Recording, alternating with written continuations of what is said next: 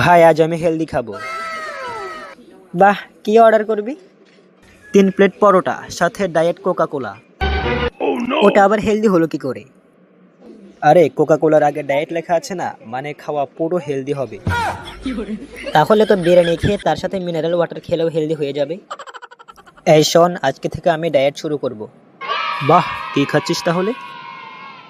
বিরিয়ানি, কাবাব, ফালুদা সবকিছু, তবে ডায়েট কোলা দিয়ে। হা হা হা, তোর ডায়েট মানে ডায়েটে যত খুশি খা, তাই না? এই শোন, আমি না একটা নতুন ফোন কিনেছি।